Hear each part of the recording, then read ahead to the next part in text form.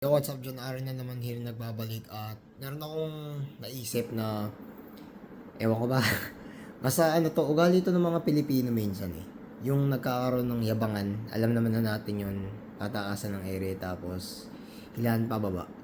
Kaya minsan, alam nyo, napapansin ko lang, mahirap minsan makipag-engage sa iba't ibang klaseng mga tao at iba't ibang klaseng mga kapwa natin Pilipino, kahit nasa ibang bansa pa o kahit nasa Pilipinas man. Kasi parang the more na mas marami kang napapapasok na tao sa buhay mo, the more na mas marami kang dramang matatamong, marami kang dramang maririnig, baka mamaya pati ikaw madamay pa, kaya minsan maganda na rin ang mag-isa. Minsan naisip ko na lang din na tumahimik na lang tsaka mag-observe na lang. Tapos siguro layo na lang ng konti para ganun. Wala na rin naman kasi yan Wala rin namang saysay minsan kung makikipaghangot ka sa mga tao pero hindi ka rin naman gagalang. Hindi mga ganun kasi. Tsaka isa pa, especially kunwari yan, kalbo ko, hindi ako gagalangan sa gupit ko. Pero ito yung trip kong gupit. Yung mga immature lang na mga spoiled na mga batang Pinoy lang na minsan, siyempre pagtatawanan kapag ditripan ka ng kalbo ka, for example.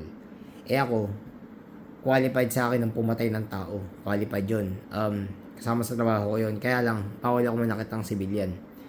Kasi, we are considered as weapons. Yun ang gusto kong sabihin. Maraming salamat. Peace out.